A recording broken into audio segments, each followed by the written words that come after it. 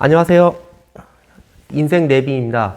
그동안 제가 블로그로 많은 글을 통해서 여러분을 만나 뵙게 되었는데요. 이번에는 영상으로 유튜브를 통해서 여러분과 만나 뵙게 되었습니다. 인생 내비라는 것은 여러분들의 인생과 삶을 방향과 올바른 방향과 또한 목적지를 설정해 드려서 보다 쉽고 또한 재밌게 즐겁고 행복하게 저와 여러분 같이 이 길을 가고자 만들게 되었습니다. 오늘의 첫 번째 영상을 소개해 드립니다. 오늘의 첫 번째 영상은요, 바로 사주팔자 바꾸는 방법입니다. 여러분, 사주팔자에 대해서 많이 들어보셨고 또 관심도 많이 갖고 계시죠? 제가 이제 사주팔자에 대한 이야기를 드리고 보다 우리가 사실은 이 사주팔자를 원하는 대로 또한 마음 먹은 대로 바꿀 수만 있다면 얼마나 좋겠습니까? 먼저 저도 사실은 이제 사주팔자에 대해서 관심이 많았고 또한 개인적으로 사주팔자가 바뀐 사람 중에 한 사람입니다. 오늘은 사주팔자 바꾸는 법에 대해서 세 가지에 대해서 말씀을 드리고자 합니다. 첫 번째입니다. 첫 번째는요, 사주팔자를 바꾸는 여러 가지 사례를 여러분들께 안내해 드리고자 합니다. 첫 번째 주제는 바로 사주팔자를 바꾸기 위해서는 굳은 신념과 또한 내가 이루고자 하는 목적에는 목숨을 걸을 때 바로 사주팔자가 바뀐다는 사실입니다. 먼저 우리 간단한 사례를 먼저 들어보도록 하겠습니다. 중국의 우공이산이라는 혹시 이런 한자성어를 들어본 적 있으신가요? 우공이산.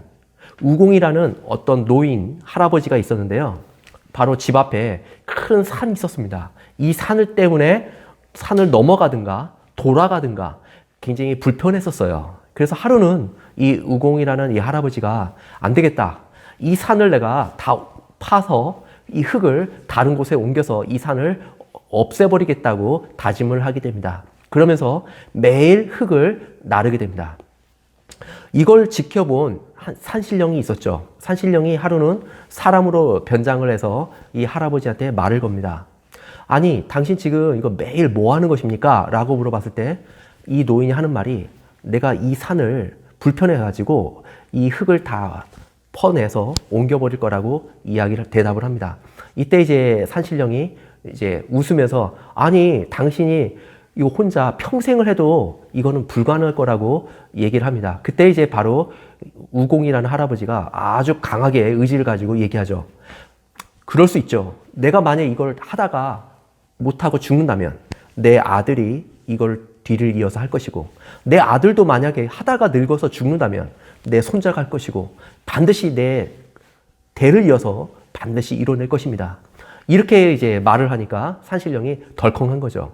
사실 오늘날 같은 경우는 이제 중장비를 통해서 한 번에 하면 되겠지만 그 당시로는 이렇게 죽는 날까지 이렇게 한다고 하니까 이 산신령이 겁을 먹고 안 되겠다 싶어서 이 산을 옮겨줬다라는 일화가 있습니다.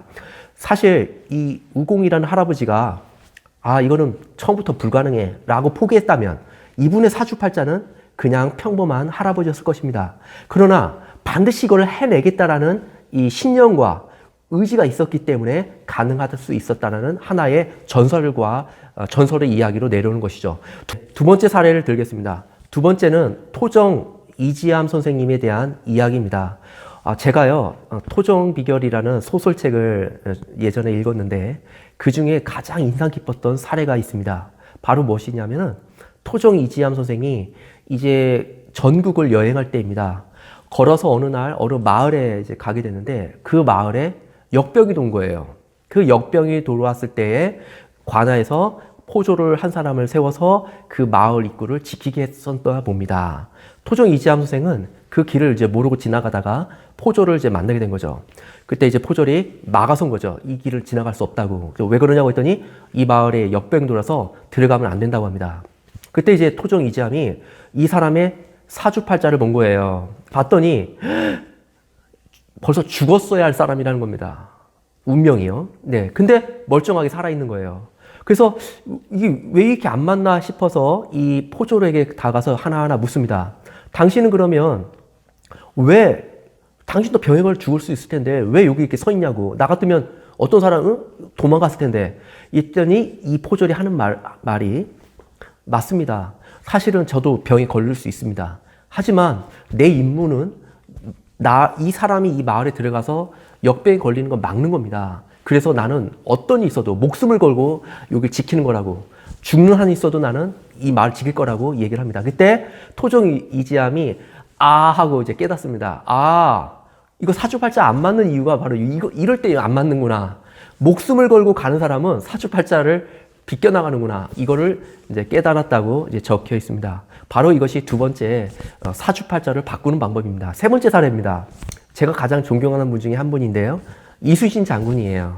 이순신 장군은요, 바로 본인의 사주팔자뿐만 아니라 이 나라 조선의 사주팔자도 바꾸신 분이 바로 이순신 장군입니다. 여러분 얼마나 멋있습니까?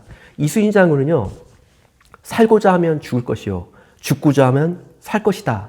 이런 이제 위대한 말씀을 하시고 얼마 남지 않은 함선과 이 군인을 데리고 병조를 데리고 이제 왜구와 싸우게 됩니다. 그때 백전백승하죠. 그러면서 이 조선이라는 이 강토를 왜구로부터 지켜냅니다.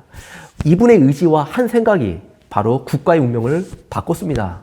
여러분, 우리도 이 마음, 이 의지, 굳은 신념, 이것만 있다면 내가 바라는 거 이룰 수 있고, 만약에 내 사주팔자가 정해져 있었다면 그거를 극복해낼 수 있다는 것입니다. 어떤 분이요, 사랑하는 여인과 사주를 봤는데요, 만나면 이거는 함께 할 수 없는 운명이랍니다.